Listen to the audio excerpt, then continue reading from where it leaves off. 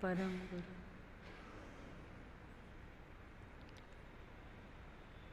આપણું વાંચન ચાલે છે ક્ષમાપના ઉપર.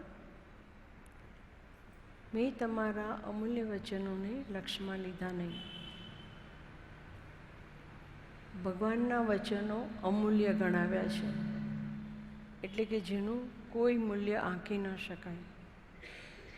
કારણ તેના પ્રતિ લક્ષ્ય થાય તો સંસાર મુક્તિનો ક્રમ તેમાંથી સુલભ થતો જાય. ભગવાને કહ્યું છે કે મનુષ્ય દેહ અત્યંત દુર્લભ છે. ચક્રવર્તીની સમસ્ત સંપત્તિ કરતાં મનુષ્ય ભવની એક એક પળ વિશેષ કિંમતી છે. અને આપણને બધાને ખબર છે કે આપણા ઘરની કોઈ વ્યક્તિ બીમાર હોય ત્યારે આપણે હોસ્પિટલમાં કદાચ આપણા ગજા ઉપરાંત પણ પૈસા ખર્ચીને એને બચાવવા માંગતા હોઈએ છીએ. તો શા માટે? કારણ કે આપણને ખબર છે કે આ અમૂલ્ય એવું મનુષ્ય જીવન છે એ બીજી વાર નથી મળવાનું, અથવા તો વારંવાર ઇઝીલી નથી મળતું. અને આપણને આ આયુષ્યનું ત્યારે કેટલી બધી કિંમત લાગે છે. જીવનમાં આડું અવડું જ્યારે આપણે વાપરી નાખીએ છીએ ત્યારે આપણને સ્મરણમાં પણ ન થતું. તો આ જે મનુષ્ય જીવન છે એની એક એક પળ વિશેષ કિંમતી છે.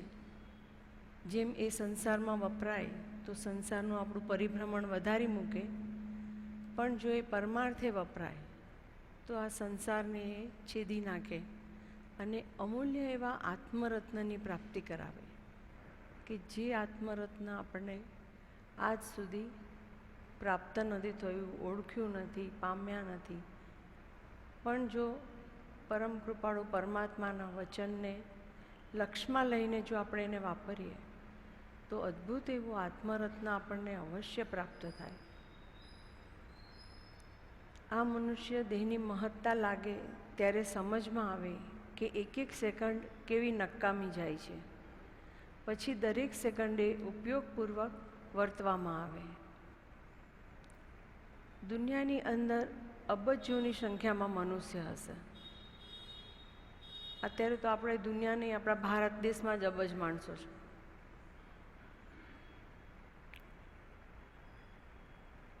પણ આત્મપ્રાપ્ત એવા પુરુષ તો આંગળીને વેઢે ગણાય એટલા કદાચ છે.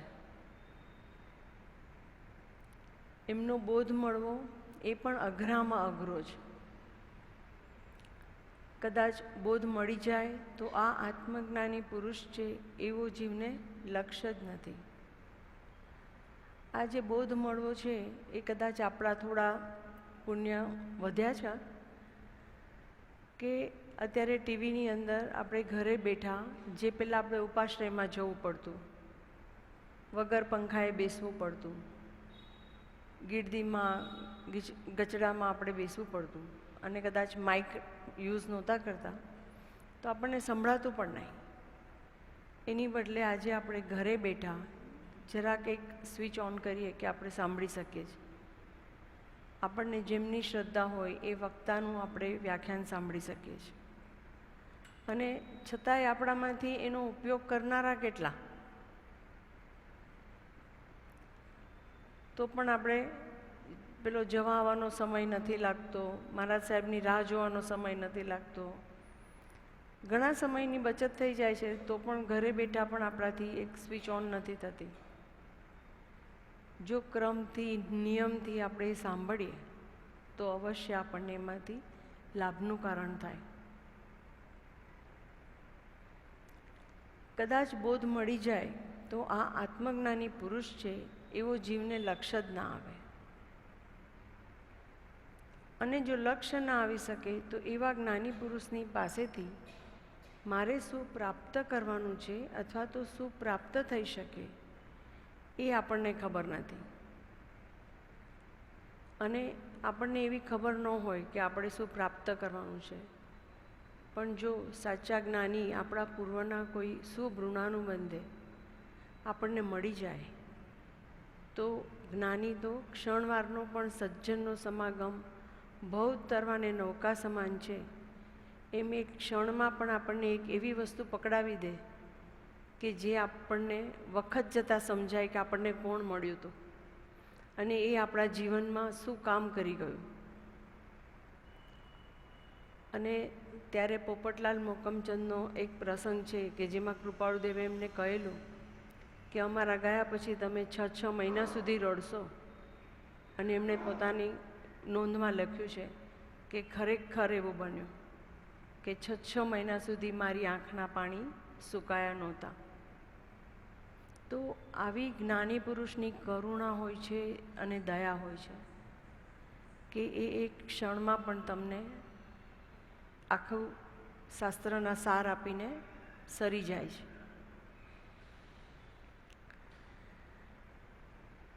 મનુષ્ય દેહના દુર્લભપણા કરતાં અનેક ગણું દુર્લભપણું તો જ્ઞાની પુરુષના ઉપદેશ કે વચનો મળવા એ છે. માટે એ વચનો અમૂલ્ય છે. એમની ઓળખાણ ન હોવાના કારણે એક તુચ્છપણું ચાલતું હોય અને જેવું જોઈએ એવું જ્ઞાની પુરુષના મહાત્મ્યનું વેદન ન થતું હોય. જીવે કોઈ ભાવમાં આવું જાણેલું ન હોય અને એમને મળે પણ ખરા, ઘણા વખતનો સમાગમ પણ હોય, પણ જ્ઞાની પુરુષની જે પ્રત્યક્ષ આજ્ઞા કહીએ તે ન મળે. ઘરમાં કોઈ કિંમતી ચીજ હોય તો બહુ સાચવીને વાપરીએ અને લાંબો વખત સુધી એનો ઉપયોગ થયા જ કરે. એમ સત્પુરુષ સાથેનો સમાગમ આ ભવ અને જ્યાં સુધી છેવટની દશા પ્રાપ્ત ન થાય ત્યાં સુધી ભવોભવ રહે. એ શું કરવાથી મળે એવો વિચાર પણ જીવ કરી શક્યો નથી. સંપત્તિ મારી 7 પેઢી સુધી ચાલે એના માટે એ ઘણો પ્રયત્ન કરે છે, પણ આ જ્ઞાની પુરુષનો જે બોધ મળ્યો છે એ હું મારા આત્મામાં એવો આત્મસાત કરું કે જ્યાં સુધી મારી આત્માની શુદ્ધ અવસ્થા પરિપૂર્ણ રીતે મને પ્રાપ્ત ન થાય ત્યાં સુધી એ મારા આત્મામાં સચવાયેલો રહે. એવી તીવ્ર અભિલાષા એમના બોધ માટેની આપણને જાગી નથી.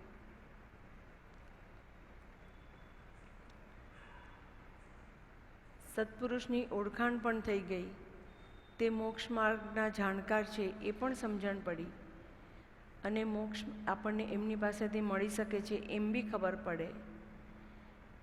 એમના એક વચનની અંદર અગાધ એવું જ્ઞાન રહ્યું છે, અપાર એવા આગમો રહ્યા છે અને એ વચનના વિચારથી જીવ મોક્ષ સુધી પહોંચી જાય. એ વચનોને પણ જીવે જોઈએ એવી રીતે લક્ષમાં લીધા નથી. આપણા લક્ષ્ય એટલે વિચારવાનું કે આપણા લક્ષ્યની અંદર આપણે રાતે સૂવા જઈએ ને એ પહેલાં સવારે શું કામ કરશું ને એવા 10 કામ આપણા લક્ષ્યની અંદર હોય. તો આ લક્ષ્ય એ શું વસ્તુ છે? ઘણા વ્યક્તિઓ એમ પૂછે કે અમે ધ્યાન કરીએ, પણ ધ્યાન કરતાં પહેલાં આપણને શેનું ધ્યાન કરવાનું છે એ પદાર્થને જ આપણે જાણ્યો ન હોય તો એ પદાર્થની ઓપ્શનમાં આપણે તો કોઈ અલગ અલગ વસ્તુને જ ધારશું ને. અને કાં તો ધ્યાનમાં બેસશું ત્યારે અનેક પ્રકારના વિચારોને વિભાગો જ ચાલશે. તો ધ્યાન કરવાનું નથી હોતું, એ થઈ જતું હોય છે. અને એ થઈ ક્યારે જાય? જો આ જ્ઞાની પુરુષના વચનોને આપણે લક્ષ્યમાં રાખ્યા હોય ને તો એ જ્ઞાની પુરુષોના વચનોનું સતત રટણ, મનન અને ચિંતન ચાલતું હોય તો એ ચિંતન જ એવી વસ્તુ છે કે જે તમને તમારા લક્ષ્ય સુધી પહોંચાડી દે, અથવા તમારો લક્ષ્ય એટલે તમારો આત્મા છે અને એ ચિંતન તમને સરતું સરતું સરતું તમારા આત્મા સુધી પહોંચાડી દે. તો જ્ઞાની પુરુષના વચનમાં એ શક્તિ છે કે જે તમને તમારા આત્માના માર્ગે ચલાવે છે આપણે જેમ ગાડીમાં બેસીએ છીએ અને જીપીએસમાં આપણું લક્ષ્ય નાખીએ છીએ કે આ જગ્યાએ મારે પહોંચવાનું છે, અને પછી જીપીએસ જે સારો રસ્તો, ઇઝી રસ્તો હોય ટ્રાફિક વગરનો, ત્યાંથી તમને વાંકા ચૂકા કરીને લઈ જાય છે. તો એવી રીતે આ વચન છે એ આપણા લક્ષ્ય સુધી પહોંચવાનો રસ્તો છે. અને જ્યારે લક્ષ્ય પર પહોંચે ને ત્યારે તમને ઓટોમેટિક આ ધ્યાનની અંદર આપણે પરાણે ફોર્સથી બેસીએ છીએ શાંતિ મેળવવા માટે, પણ જો આ વચનની અમૂલ્યતા આપણને સમજાય ને તો આ વચન જ્યાં આપણને લઈ જાય ને જે આત્મા સુધી, એ આત્માની અંદર જ પડ્યું છે ધ્યાન, એની અંદર પડી છે. આ ધ્યાનની જે ફળશ્રુતિ છે એ આ વચનની અંદર પડી છે કે એ તમને આત્માને જ્યારે સ્પર્શ કરાવે ને ત્યારે તમને શાંતિનો, ઠંડકનો એવો અનુભવ પ્રાપ્ત થાય.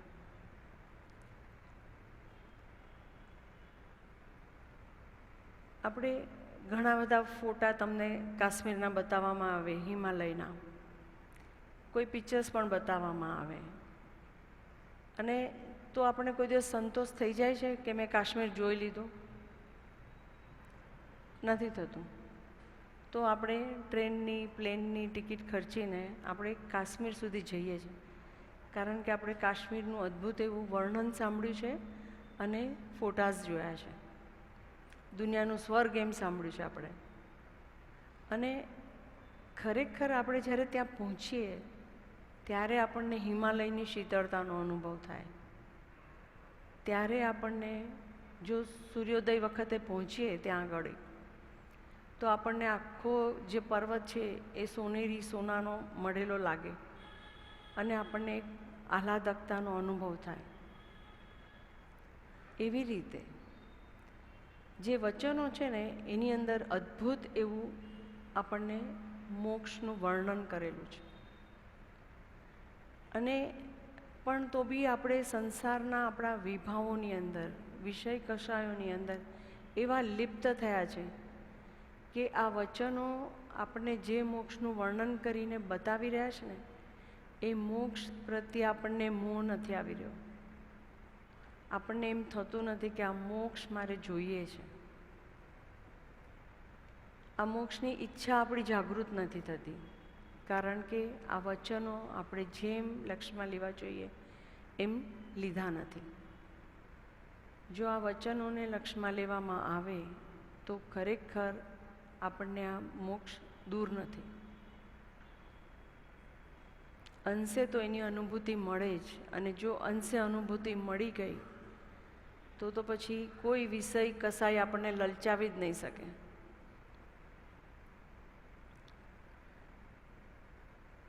પ્રભુ આપે કહ્યું છે કે તું શુદ્ધ ચૈતન્ય ઘન અવિનાશી આત્મા છે. દેહથી ભિન્ન સ્વ પર પ્રકાશક પરમ જ્યોતિ સ્વરૂપ એવો તું આત્મા છે. તું છો મોક્ષ સ્વરૂપ, અનંત દર્શન જ્ઞાન તું અવ્યાબાદ સ્વરૂપ, શુદ્ધ બુદ્ધ ચૈતન્ય ઘન સ્વયં જ્યોતિ સુખધામ. એવી જ રીતે કૃપાળુદેવે આપણને એક અપૂર્વ અવસર આપ્યો છે. આ અપૂર્વ અવસરનું કાવ્ય એટલે કે પદ મને એકવાર મોઢે કરવાનું કહેવામાં આવ્યું, અને મારી થોડી વીકનેસ હતી કે મને પદ મોઢે ન રહે, પણ છતાં જ્યારે મને પૂજ્ય પપ્પાજી આજ્ઞા આપી એટલે એ મારે એવું હતું કે જેમ કૃપાળુદેવે કીધું છે કે ધાકડે ધાકડ કોઈ મારું કહ્યું માનશે કે, અને મેં એ મોઢે કરવાનું ચાલુ કર્યું. અને એવું નહીં કે 1-2 દિવસમાં કે અઠવાડિયા 10 દિવસમાં મારાથી ન થયું હોય અને મેં કહ્યું હોય કે મારાથી નથી થતું, પરંતુ સતત 2-2.5 મહિના મારો પુરુષાર્થ એની પર ચાલ્યો. અને એ પદ 12મી કડી પછી મારું આગળ મોઢે ન થાય, પણ સતત એનું મારું રટણ મનન ચાલ્યા જ કરે. અને વળી પાછું મને એમ જ થાય કે આ પુરુષાર્થ તો આટલે સુધી જ કરવાનો છે ને, પછી તો ફળ આપવાનું કામ ભગવાનનું છે. એ પણ મારા હૃદયમાં એક વસ્તુ હતી. અને પછી જ્યારે મેં કહ્યું કે બસ આટલું મારાથી થાય છે, તો મને કહેવામાં આવ્યું કે હવે મૂકી દે, થોડા વખત પછી કરશું.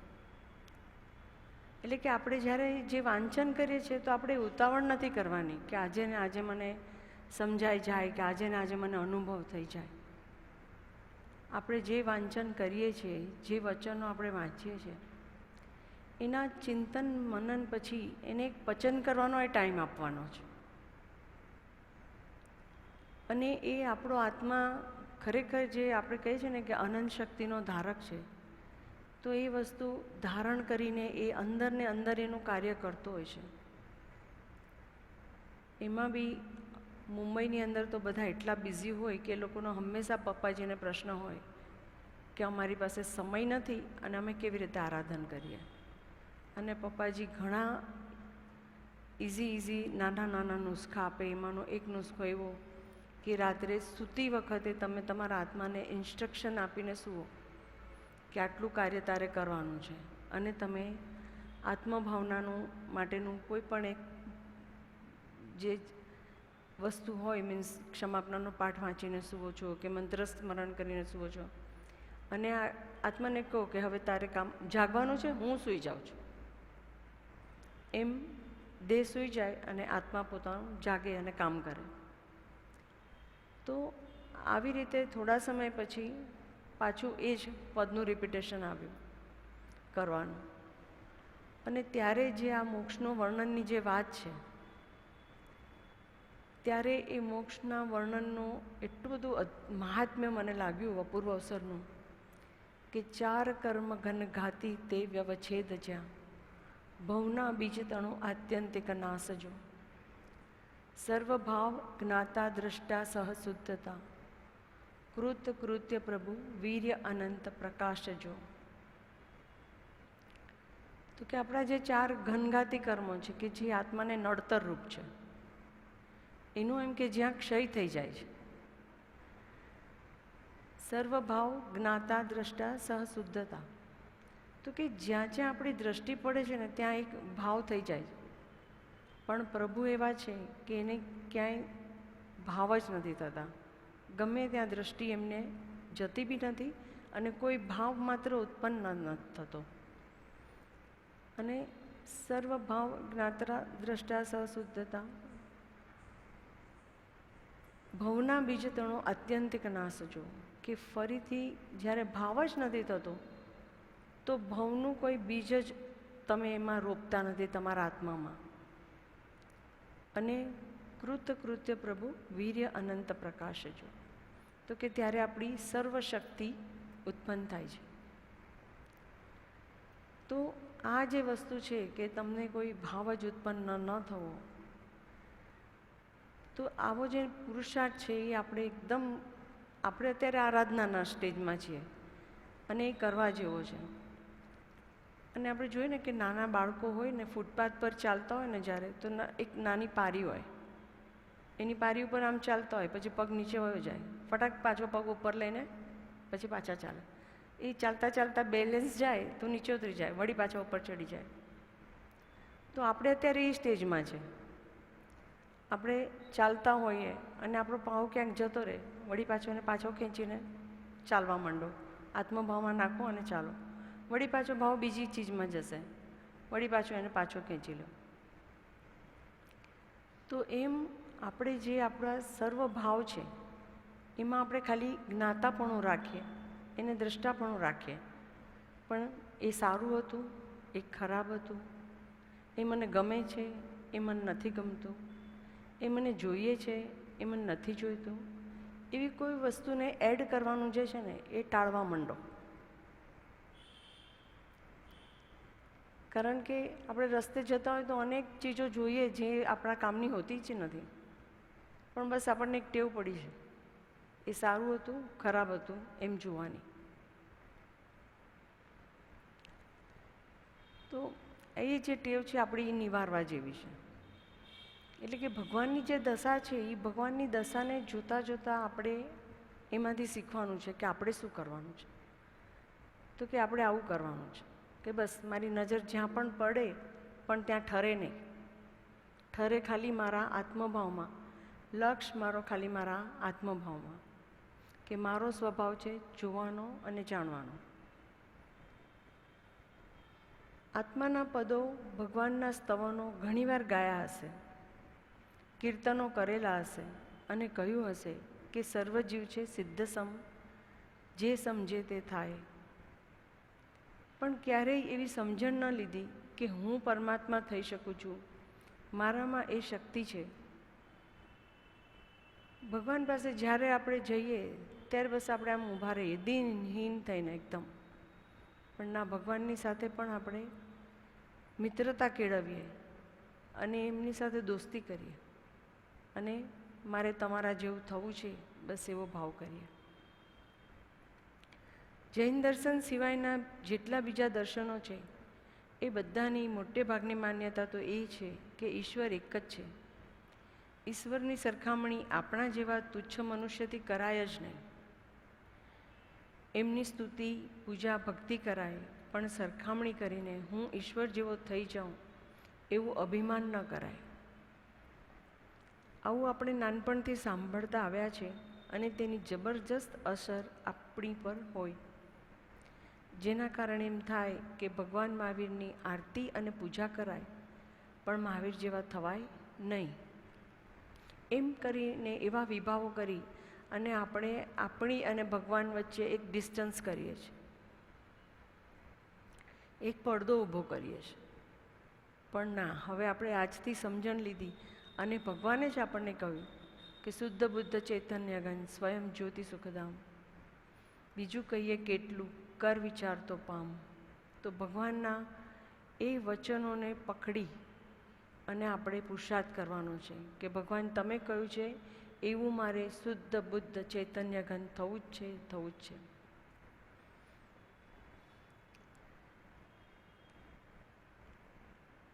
જીવને પોતાને પણ સમજણમાં ન હોય એવી અજ્ઞાત રીતે અંતરની અંદર આ એક વિચારણા ચાલ્યા જ કરે કે જે આપણી આ પહેલાં કીધી એ કે પરંપરાથી આપણી અંદર એવો સંસ્કાર છે કે ભગવાન મહાન અને આપણે લહાન એટલે કે છોટા. બીજો વિચાર એ ચાલે છે કે એમના જેવો હું ના થઈ શકું, બીજા ભલે થાય, મારામાં તો આટલા બધા દોષો છે.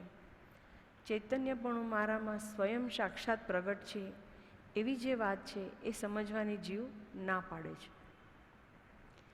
આપણે જો દોષોને વળગી રહેશું તો સાચે ને દોષો આપણને નહીં છોડે. પણ આપણે સ્ટેરકેસ રોજ ચડતા હોઈએ છીએ તો વિચાર કરીએ, ઉપરનું પગથિયું ચડીએ છીએ તો નીચેનું ઓટોમેટિક છૂટી જાય છે. એને છોડવા માટે કાંઈ આપણે મહેનત નથી કરવી પડતી.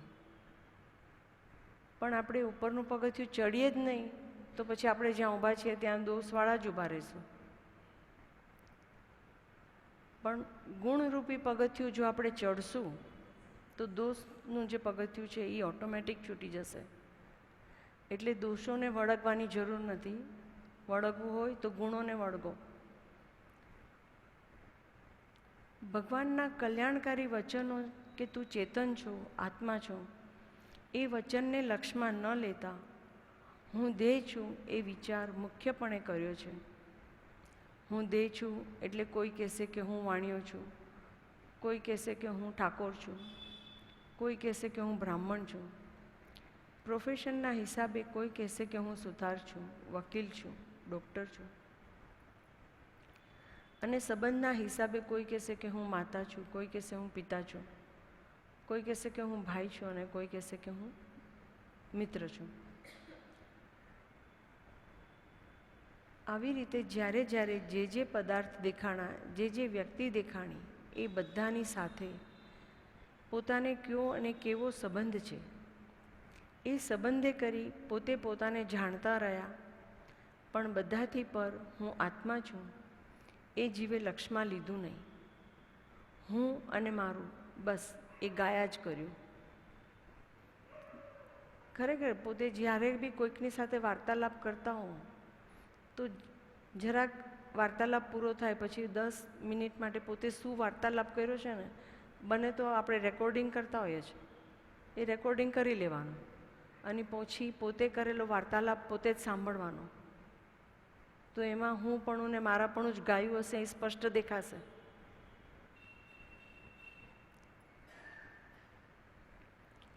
અને જો એ દેખાશે તો બસ સમજવાનું કે આનાથી મારે રહિત થવું છે, આ મારે છોડવું છે. હું આ ગામનો છું, હું આ દેશનો છું, એ બધું કેટલું બધું આપણામાં ભરેલું પડ્યું હોય છે. આ બધાથી પર એવો ચેતન તત્વ હું છું અને બધા પદાર્થો મારા પૂર્વે કરેલી ભૂલના કારણે હાજર થયેલા કર્મના ફળ છે. એના બદલે દરેક જગ્યાએ પર પદાર્થમાં મારાપણાનો ભાવ એસ્ટાબ્લિશ કરી એ રીતે જુદી જુદી જગ્યાએ ઓળખાણ આપી છે, અથવા તો બીજા જીવોને કશાયો કરી અને કશાયોથી ઓળખાવેલા છે. હજુ આપણી એક બીજી ઓળખાણ આપવાની પદ્ધતિ કેવી છે કે તું ફલાણા ભાઈને ઓળખે છે, એ તો બહુ જ લુચ્ચો છે. એનાથી આગળ વધીને તું ફલાણા ભાઈને ઓળખે છે, એનાથી ચેતતો રહેજો, એ અત્યારે ડબ્બામાં છે અને એનાથી આપણને નુકસાનીનો ભય છે. હકીકતમાં જો એક ભાઈ પડતો હોય એને 5 ભાઈ મદદ કરે ને તો એ પડતો માણસને આપણે અટકાવી શકીએ. આપણે ભયભીત થઈને LICમાં લાખો રૂપિયા ભરીએ છીએ પ્રીમિયમ, પણ મને એમ થાય છે આજના જમાનામાં તો કે એ પ્રીમિયમ તમારે ઇન્વેસ્ટ કરવું હોય ને, એકવાર તમારી હવે થઈ ગઈ હોય જો પોલિસીઓ, તો એ પ્રીમિયમ તમારે ભરવું હોય ને તો તમારા આડોશી પાડોશીમાં કે સગા સંબંધીઓમાં દર વર્ષે ઇન્વેસ્ટ કરજો. કદાચ તમને કંઈક થશે ને તો પેલો LIC વાળો આપશે ને એનાથી 4 ગણા પૈસા તમારા ફેમિલીને તમારા સગા સંબંધી કે પાડોશીઓ આપી જશે. પણ આપણને કૃપાળુદેવ કહે છે કે મને મનુષ્ય પ્રત્યે સહજ શ્રદ્ધા છે, પણ આપણી તો બધી શ્રદ્ધા ઉઠી ગઈ છે. એકદમ વિચારવા જેવું છે આપણા જે આવા ભાવો છે ને એનો લાભ કોણ ઉઠાવે છે અને કોણ લઈ જાય બધું. આ બધાથી પર એવો ચેતન તત્વ હું છું અને બધા પદાર્થો મારા પૂર્વે કરેલી ભૂલને કારણે હાજર થયા છે. એટલે કે આપણે જ્યારે બીજાને બી ઓળખાવ્યા છે તો આ ક્રોધી છે, આ તો આવા દંભી છે, આ તો આવા વધારે પડતા હોશિયાર છે કે માયાવી છે, એવી રીતે આપણે ઓળખાવ્યા છે. સંસાર ભાવને ગલિત કરીને અને એવી રીતે જ્યારે આપણે કોઈ વ્યક્તિને નેગેટિવલી ઓળખાવ્યા હોય ત્યારે ધીમે ધીમે આપણી વચ્ચે તો એની વચ્ચે ડિસ્ટન્સ છે જ, પણ ઓલી સામેવાળી વ્યક્તિનું પણ આપણે એની સાથેનું ડિસ્ટન્સ કરાવી દઈએ છીએ. આપણે એને કલર્ડ ચશ્મા પહેરાવી દઈએ છીએ અને પછી જ્યારે એ વ્યક્તિની સામેવાળી વ્યક્તિને મળશે તો ઓલા કલર્ડ ચશ્માથી જ એને જોશે, કારણ કે આપણે એને એક આગ્રહવાળી આંખ પહેરાવી દીધી છે. બસ સંસાર ભાવને ગલિત કરીને સંસાર કાપવાનો ક્યારેય વિચાર કર્યો નથી. બસ આ લક્ષ્ય ચૂકાઈ ગયો.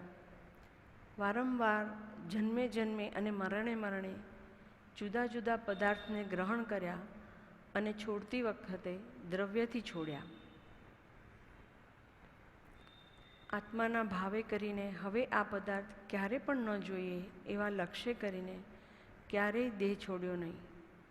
એટલે પદાર્થો આત્માની સાથે કર્મરૂપે જોડાયેલા જ રહ્યા. અને કર્મનું બીજું નામ તો ભાવ જ છે ને. હવે આપણને આ જે વસ્તુ સમજવી હોય કે આપણે દ્રવ્યથી છોડ્યું છે પણ ભાવેથી નથી છોડ્યું, તો આમ જલ્દીથી આપણને વ્યવહારથી આ વાત એટલી બધી આમ દ્રઢ નહીં થાય. પણ જો આપણે ટીપુ સુલતાનની તલવારનો વિચાર કરીએ ને તો આજે પણ એ તલવાર અપશુકન્યાળ ગણાય છે. તો શા માટે? કે એ તલવારથી જે ટીપુ સુલતાને જે કાર્ય કર્યા છે એ ભાવ આજે પણ એ દ્રવ્ય જેવી જળ જેવી તલવારમાં પણ એટલા બધા એણે તીવ્રતાએ ભાવ કર્યા છે કે પણ આજે પણ એમાં પડી રહ્યા છે. અને ટીપુ સુલતાનની સિરિયલ આવી ત્યારે બધાને યાદ છે કે એ સિરિયલ અધૂરી રહી, કારણ કે એ વખતે અપશુકન જ થાય છે હંમેશા. જ્યારે બી એનું કેરેક્ટર કોઈ પણ કરવા જાય છે ત્યારે કંઈક અઘટિત ઘટના ઘટે છે. તો કે આપણા જેવા આવા તીવ્ર કરેલા જે ભાવો છે એ કેવું વર્ષો પછી પણ એનું ત્યાં પરમાણુઓ પડેલા રહે છે અને ખરાબ પરિણામ આપે છે. ઇવન જે આ કુરુક્ષેત્રવાળી જે ભૂમિ છે ત્યાં પણ કહેવાય છે કે જેવા આપણે એ કુરુક્ષેત્રવાળી જમીનમાં પ્રવેશ કરીએ ક્ષેત્રમાં કે આપણા ભાવ પલટી ખાય છે, મનોભાવ.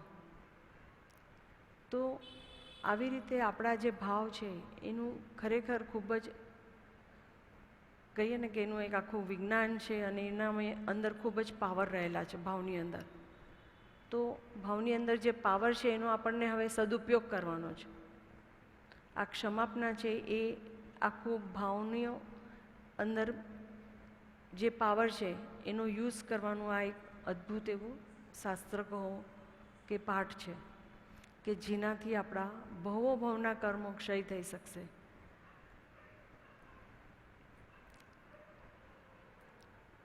દેહમાંથી જ્યારે આત્મા બહાર નીકળે ત્યારે જે ગતિની અંદર આપણા જીવે જન્મ લીધો ત્યારે જેમ જેમ જીવન વધતું ગયું એ ભાવો પાછા હાજર થતા ગયા. એનું પુનરાવર્તન થયું અને સંસાર જ ચાલુ રાખ્યો. આપણે જ્યારે મને લાગે છે કે પ્રભુશ્રીના સચિત્ર જીવન દર્શનમાં લગભગ એક પ્રસંગ છે કે એક ભાઈ છે એને એમ કે એવો અનુભવ થાય છે કે પોતાની દીકરીને ત્યાં પોતે જન્મ લીધો છે ફરીથી, અને પોતે જ્યારે મોસાળ જાય છે ત્યારે નાની ઉંમર છે પણ પોતાને ખબર પડે છે કે આ કબાટની અંદર આ વસ્તુ અહીંયા મૂકેલી છે અને પોતાને પોતાના પૂર્વજન્મની પ્રતીતિ મળે છે. એટલે કે આપણે દેહ છોડ્યો છે પણ આપણે જ્યારે ભાવ નથી છોડેલા હોતા આપણા પદાર્થની અંદર, આપણી વસ્તુની અંદર, તો ફરી આપણને એ વસ્તુ ભોગવવા માટે ત્યાં ને ત્યાં જ જન્મ લેવો પડે છે. અને પછી જ્યારે જો આપણી સમજણ જાગૃત થઈ અને આપણે દ્રવ્યને બી છોડી શક્યા અને ભાવને બી છોડી શક્યા તો આપણી નિવૃત્તિ અવશ્ય થાય છે.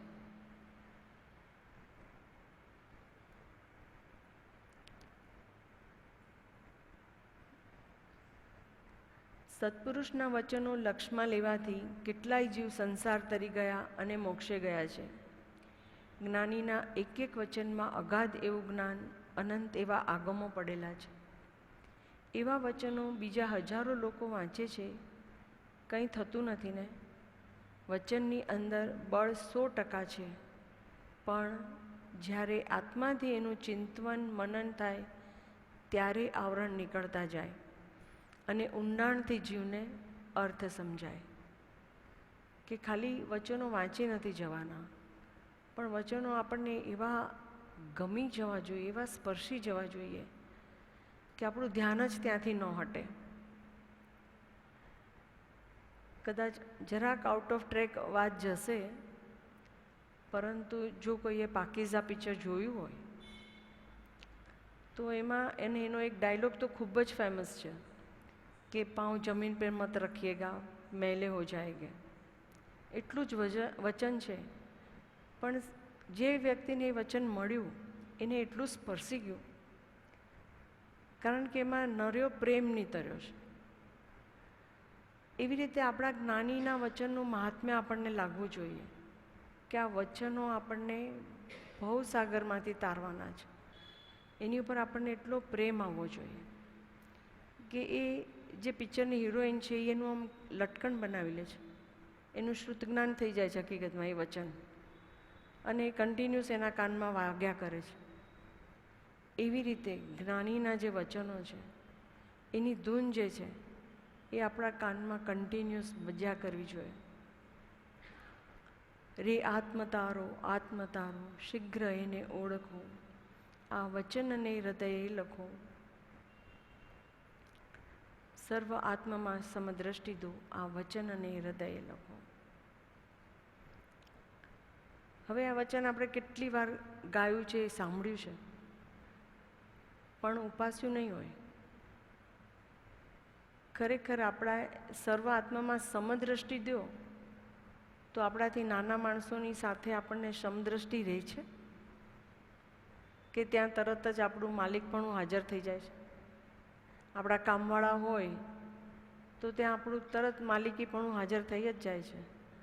આપણાથી એને કંઈક અપશબ્દો બોલાઈ જ જતા હોય છે. તો વિચારજો કે આપણું જે વાણી છે એનાથી બી આપણે કેટલા કર્મો બાંધીએ છીએ.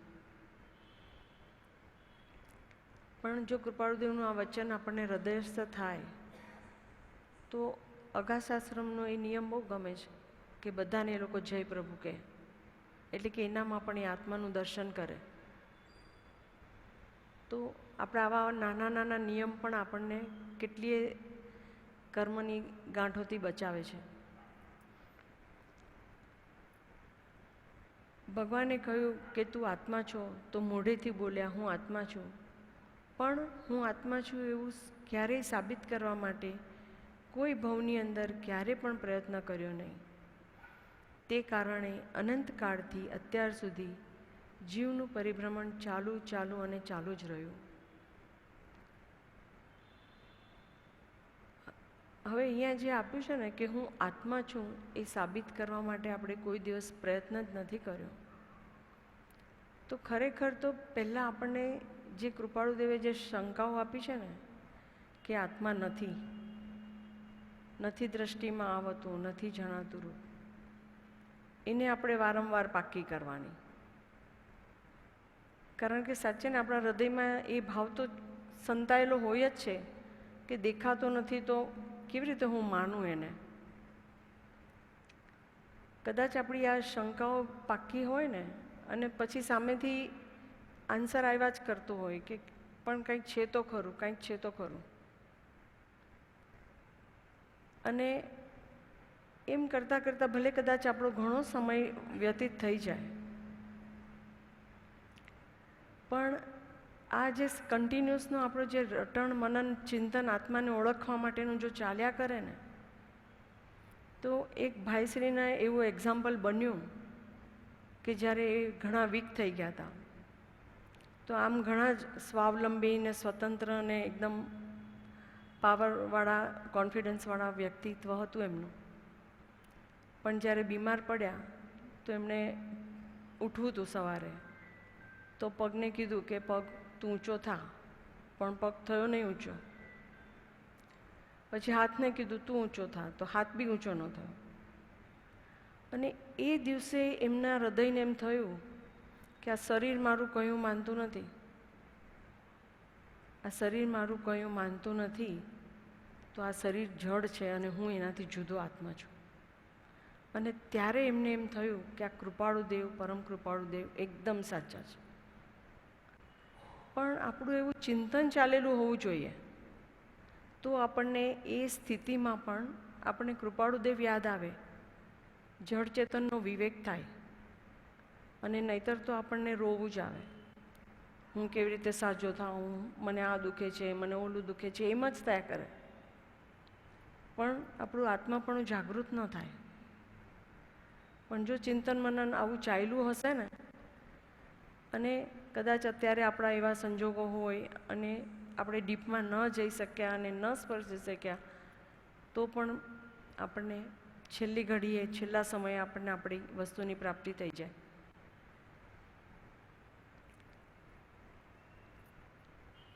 અને આપણો જે નેક્સ્ટ ભવ હોય એમાં તો આપણો ઘણો જ ઉત્કર્ષ પછી આગળ વધે. આપણે હું આત્મા છું એવું વિચારેલું ન હોય, અંદરથી સમજેલું ન હોય, અંદર એવા ભાવમાં ન રહેવાતું હોય, તો અહમભાવ, માનભાવ હાજર છે. ભગવાને તીર્થંકરે ઠોકી ઠોકીને કહ્યું છે કે તું આત્મા છો, અને જે કંઈ અનેક જુદા જુદા ભાવો છે એ ભાવનું નામ સંસાર છે. એ ભાવથી રહિત થવાનું છે, એના બદલે ઊંધું જ કર્યા કર્યું છે. ક્યારેય ઊંડો વિચાર કરી હું કોણ છું અને કેવો છું એ લક્ષ્ય જ ન કર્યો, અને દેહ તે હું છું એમ સમજ્યા કર્યું. દરેક વખતે જીવે પોતાના માનભાવનું જ પોષણ કર્યું છે, અથવા એમ કહીએ કે સંસારને જીવતો જાગતો રાખ્યો છે. પિતા, માતા, પુત્ર, સ્ત્રી, પરિવાર, ઘર આદિ એ કંઈ સંસાર નથી. એ તમારી વ્યક્તિઓ જે તમારી આજુબાજુ છે એ સંસાર નથી, પણ એની સાથે જોડાયેલો તમારો જે ભાવ છે, એટલે કે આપણા ભાવ જે છે એ આપણો સંસાર છે. સામેવાળી વ્યક્તિઓ સંસાર નથી. એ સામેવાળી બધી વ્યક્તિઓ તો કદાચ આપણને આખા દિવસની અંદર અડધો કલાક જ મળે છે, તો એ આપણો સંસાર કેવી રીતે હોઈ શકે? આપણો સંસાર તો આપણા ભાવો છે. પણ એ બધા મારા છે એવી માન્યતા, એ માન્યતાનું નામ સંસાર છે. ભાવે કરીને, સમજણે કરીને જે કંઈ છોડવાનું છે એ અનંતકાળથી અત્યાર સુધી છોડેલું નથી. દ્રવ્યથી લાખ વાર છોડેલું હોય તો એ પદાર્થ છૂટે છે, પણ ભાવથી જ્યારે છોડીએ ત્યારે કર્મ છૂટે છે. દ્રવ્યથી છોડેલું હોય તો એ તો આપણને પાછું મળી જાય છે, કારણ કે ભાવ નથી છોડ્યો. પણ જો તમે એમાંથી ભાવ છોડી દો તો તમે કર્મ છોડી દો છો, અને કર્મ છોડી દો તો પછી એ દ્રવ્ય બીજી વાર કોઈ વાર તમને પ્રાપ્ત નહીં થાય. દ્રવ્યથી જ્યારે છોડીએ છીએ ત્યારે તો માન પોષીએ છીએ, અને ભાવથી જ્યારે છોડીએ છીએ ત્યારે માન રહિત થઈ કર્મ છોડીએ છીએ. પ્રભુના આ દિવ્ય વચનમાં જ મારું કલ્યાણ છે એવું કોઈ ભાવમાં ક્યારેય હું સમજ્યો નથી. શ્રદ્ધા કરી નહીં તેને સામાન્ય ગણી કાઢ્યા, અને ક્યારેય શાંતિથી, ખંતથી, ધીરજથી એ શું કહે છે એ સાંભળવાનો જ જીવે પ્રયત્ન કર્યો નહીં. અને સાંભળ્યું હોય સત્સંગમાં, પછી એમાં કંઈક નાની આજ્ઞા આવી હોય કે આમ કરવું, તો કૃપાળુદેવે કીધું છે ને કે સત્સંગને રૂડે પ્રકારે ઉઠાવ્યો નથી. તો આ સત્સંગને રૂડે પ્રકારે ઉઠાવવો એ બહુ અગત્યની વાત છે. આજે આપણને આટલું બધા વચનામૃત મળ્યા છે, 900 લેટર્સ મળ્યા છે, પણ કૃપાળુદેવના સમયને જો વિચારીએ તો સૌભાગભાઈ જેવા 8-10 જણને બાદ કરતા અમુક વ્યક્તિઓ પર કૃપાળુદેવે ફક્ત 1, 2 કે 5 લેટર લખ્યા હશે,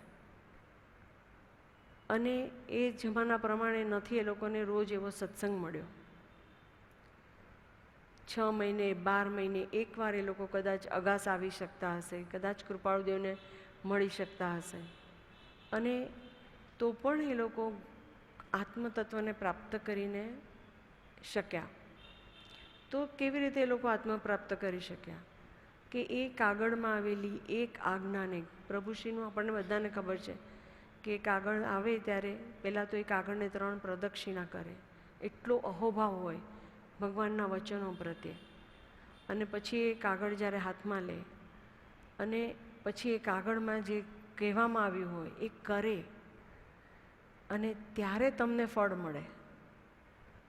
તમારા હાથમાં હું બીજ આપું, પણ એ બીજને જો તમે જમીનમાં રોપો નહીં, એને પાણી પીવડાવો નહીં, એને કદાચ એને તડકો બી ન ખવડાવો, કુંડાને તમે ઘરમાં મૂકી રાખો, તો એમાંથી ઝાડ નહીં ઉગે, વૃક્ષ નહીં થાય, અને ન વૃક્ષ થશે, ન ફળ આવશે, ન ફૂલ આવશે. તો પ્રભુએ આપણામાં બીજ રોપ્યું, આપણને વચનો આપ્યા અદ્ભુત એવા, પણ જો આપણે એની ઉપર પુરુષાર્થ ન કર્યો તો એ બીજ નકામા થઈ જશે. એટલે આવી રીતે સત્સંગની અંદર આવેલી આજ્ઞાને ઉપાસવી એ બહુ મહત્ત્વનું છે. અહીંયા એક આવી જ સત્સંગની વાત છે કે હંમેશા જેમ આપણે સ્કૂલમાં બી ગણિતનો જે હોય સબ્જેક્ટ, આપણું આખું ચેપ્ટર હોય, એમાં એક જ રીતના 8 થી 10 દાખલા હોય એક ચેપ્ટરમાં. આપણા સર આવે, એક દાખલો ગણીને બતાડે, અને પછી એમ કે હવે બાકીના હોમવર્કમાં તમારે કરવાના છે. અને આપણને બધાને ખબર છે કે સ્કૂલમાં ટીચરે એક સરખું જ બધા વિદ્યાર્થીને ભણાવ્યું છે. 50 છે તો 50ને એક સરખું ભણાવ્યું છે, પણ 50માંથી એક 100માંથી 100 લાવશે, અને એક 100માંથી 8, 10 કે 35 માર્ક લાવશે. અલગ અલગ વેરિએશન માર્ક્સમાં જોવા મળે છે આપણને. તો એનું શું કારણ છે? કે દરેક બાળકે પુરુષાર્થ જેટલો કર્યો છે એ પ્રમાણમાં એને ફળવાન થયું છે. તો એવી રીતે જ્ઞાની પુરુષના જે વચનો છે એને જેટલા આપણે આરાધશું એટલું આપણને ફળ મળશે. એમણે તો આપણને બીજ વેરી દીધા.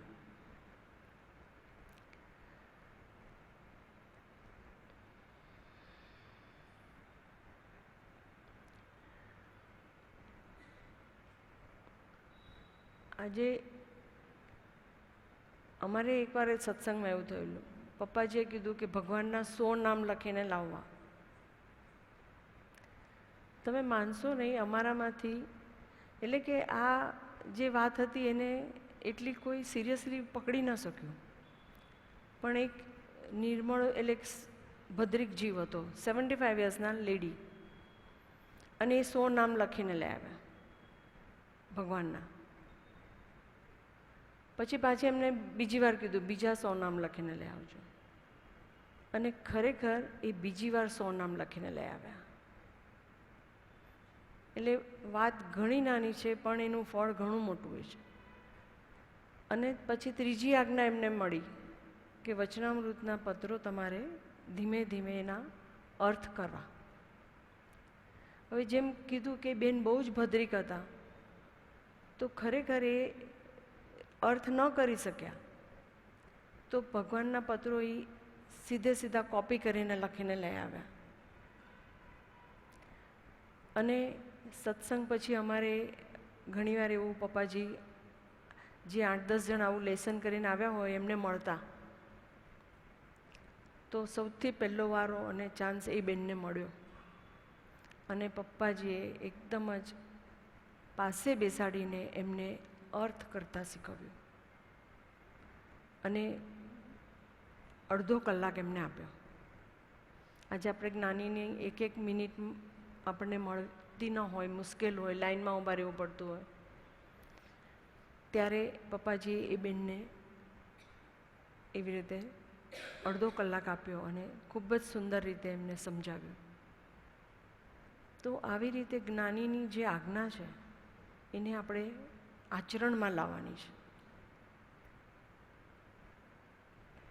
ભગવાન મહાવીરના શિષ્ય પરમ કૃપાળુ દેવના એક વચનની અંદર આટલું બધું સામર્થ્ય ભરેલું છે કે કોઈ પણ વચનને બળવાનપણે જો આરાધવામાં આવે તો અંદરમાંથી અનેક નવા અર્થ સમજાતા જાય, અને એ વચન વડે જીવ નિર્વાણ પણ પામી જાય. ક્યારેક કોઈને એમ થશે કે મારામાં બહુ બુદ્ધિ નથી, મને કંઈ યાદ રહેતું નથી, મારું કંઈ શાસ્ત્રનું વાંચન નથી, તો પછી મને વિચાર ક્યાંથી આવશે, મને ક્યાંથી સમજાવશે? તો એનો જવાબ એટલો જ છે કે ભગવાન ઉપર અત્યંત વિશ્વાસ રાખી, સાચા હૃદયથી, સાચા ભાવથી મારે આ સમજવું છે એવો વિચાર માત્ર કરી, પછી જો એ વચનો ફરી મનમાં વિચાર કર્યા કરીએ તો મહિને 2 મહિને આગળ પાછળ આપણો જ આત્મા જવાબ આપશે. એ જવાબ ન આપે એ અસંભવ છે, કારણ કે મારે વિચાર કરવો છે એવો જે શુભ વિચાર આત્મા કરે છે, એ વિચારના કારણે અનંતા કર્મોની નિર્જરા આપણને ખબર ન પડે એ રીતે થયા જ કરે છે. જ્ઞાનના આવરણો જેમ તૂટતા જાય એમ સમજણ ન પડે એવું ન બને, પણ કંઈક અધીરાઈ એવી છે, કંઈક અધીરાઈ જીવની એવી છે, અને ઘણા ભવના સંસ્કાર એવા છે કે કેવી રીતે ટકી રહેવું અને આગળ વધવું એ ન વિચારતા જરાક નાસીપાસ થાય એટલે અટકીને બીજા કામ કરવા મંડી પડે. સત્પુરુષના વચનથી આત્માનું હિત શેમાં છે એ વિચારી જીવે લક્ષ્ય કરી લેવાનું છે કે હવે મારે શું કરવાનું છે. આજે લોકો વર્ષોથી અનેક પ્રકારની મંત્રમાળાઓ કરતા હશે, પણ મનને સંતોષ, આનંદ, શાંતિ એવું કંઈ પણ પ્રાપ્ત હજુ સુધી થયું નથી. શા માટે? કે જે વચનોનો જે જગ્યાએ જે રીતે લક્ષ્ય કરવાનો છે તે જીવથી લક્ષ્ય થયો જ નથી. આપણે જે મંત્ર બોલીએ છીએ એ મંત્રને આપણે ખોલવાનો છે. જેમ કે આમાં એમ આપ્યું હોય કે શુદ્ધ બુદ્ધ ચૈતન્ય ઘન, તો શુદ્ધ એટલે શું એનો વિચાર કરો. તો શુદ્ધ સીધે સીધું ન સમજાય તો પહેલાં અશુદ્ધ એટલે શું એનો વિચાર કરો. તો કે દૂધમાં પાણી હોય એ અશુદ્ધ, ઘઉંમાં કાંકરા હોય તો એ અશુદ્ધ. એવી જ રીતે બીજી વસ્તુઓ જેમાં જે કાંઈ મિલાવટ હોય તો એ અશુદ્ધ. અશુદ્ધનો વિચાર કરો, હવે શુદ્ધનો વિચાર કરો. આપણે બધા ગુજરાતી છીએ, આપણે સ્કૂલોમાં જે ભણ્યા છે એ જ આપણે અહીંયા આપણે ઉપયોગમાં લેવાનું છે. આપણે એમાં વિરોધી શબ્દો શીખ્યા છે, તો વિરોધી પહેલાં વિચાર કરો. વિરોધી વિચાર કરશો તો પછી શુદ્ધતા તરફ આવાશે. શુદ્ધતા તરફ આવાશે તો પછી ધીમે રહીને આત્મા પર પણ આવાશે કે પાણી વગરનું દૂધ એ આપણે કહેશું કે શુદ્ધ દૂધ છે. અને આપણે બધા જાણીએ છીએ કે આપણે કેટલાય લાઈફમાં આપણે દૂધવાળા બદલ્યા છે. આનું દૂધમાં વાસ આવે છે, આનું દૂધ પતલું છે, આનું દૂધ માફક નથી આવતું, આ ડેરીનું દૂધ વધારે સારું છે, એમાં મલાઈ વધારે થાય છે, ઘી વધારે ઉતરે છે. એમ કરીને કેટલા દૂધવાળા આપણે દૂધની અશુદ્ધિને કારણે બદલ્યા છે. તો એવી જ રીતે હવે જ્યારે આપણે શુદ્ધ દૂધ તરફ જેમ આગળ વધી શકીએ છીએ તો શુદ્ધ આત્મા તરફ ના આગળ વધી શકીએ. અશુદ્ધ આત્મા શું એટલે વિચાર કરો. કર્મ સહિતનો આત્મા એ અશુદ્ધ. અને કર્મ સહિતનો આત્મા એટલે શું? કર્મ ક્યાંથી આવ્યા? તો કે મારા આત્માએ વિભાવ કર્યા એટલે આવ્યા. તો કે આ વિભાવ મને શાને કારણે થાય છે? તો કે મને જે 5 ઇન્દ્રિયો આપી છે, આપણે મકાનની અંદર આપણે બારી બારણા રાખીએ છીએ કે હવા સારી આવે એના માટે. પણ હવા સારી આવે એની બદલે આપણી દ્રષ્ટિ બહાર જઈએ છે અને બહાર જઈને અનેક પ્રકારનું દ્રશ્ય જુએ છે અને ઈચ્છા કર્યા કરે છે, આ જુએ છે ને તે જુએ છે. એટલે કે આ જે 5 ઇન્દ્રિય આપી છે એનાથી મને ઘણી બધા વિભાવો થાય છે. હવે આ 5 ઇન્દ્રિયોને મારે આપણે કેવી પછી એને પરમાત્મા તરફ જોડીએ છીએ કે મારી આંખોમાં તમારું જ મને દર્શન થાય, મારી વાણી છે એ તમારા જ ગુણગાન ગાય, મારા કાન છે એ તમારું જ શ્રવણ કરે. તો એ શુદ્ધ થઈ ગયું. પહેલાં એ અશુદ્ધ હતું, વિષયને કસાય કરતું હતું ત્યારે. હવે એ શુદ્ધ થઈ ગયું એટલે કે શુભ થઈ ગયું. હવે શુભ થયું છે. હવે એને ધીમે રહીને જે ભાવો એ કરી રહ્યો છે, ભગવાન સાથે જોડાવા માટે પુરુષાર્થ કરી રહ્યો છે, તો એકદમ વિશ્વાસ રાખો કે જોડાઈ જશે ભગવાન સાથે. અને ભગવાનની જે પરમાત્માની જે આપણને તત્વ છે, પરમ તત્વ, એનું સ્પર્શન ચોક્કસપણે થશે. બસ આ અશુદ્ધતામાંથી અશુભમાંથી શુભ તરફ વળવાનું છે. એવી રીતે આ મંત્રના જે જે શબ્દો હોય છે, આપણે જે મંત્ર પાઠ કરતા હોઈએ એ મંત્રને આપણે ખોલવાના છે. તો અવશ્ય એવું આપણને આત્મદર્શન થશે.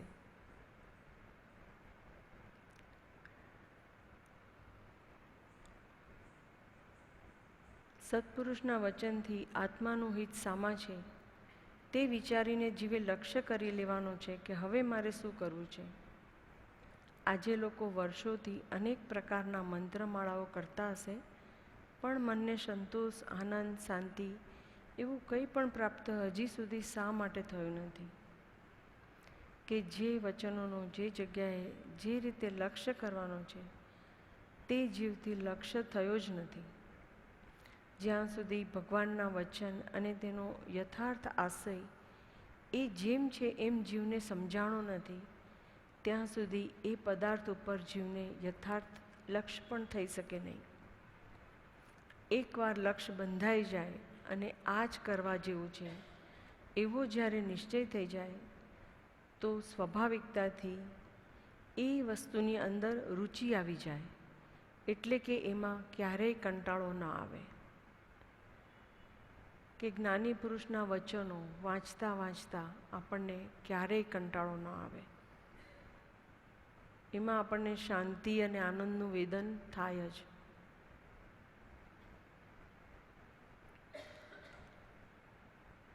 એ પ્રતિ એવી પ્રીતિ થઈ જાય કે એવી જ પ્રવૃત્તિ થયા કરે અને એ વચનોમાં જે નિજપદનો લક્ષ્ય કરવાનો રહે છે તેની પ્રાપ્તિ થાય છે.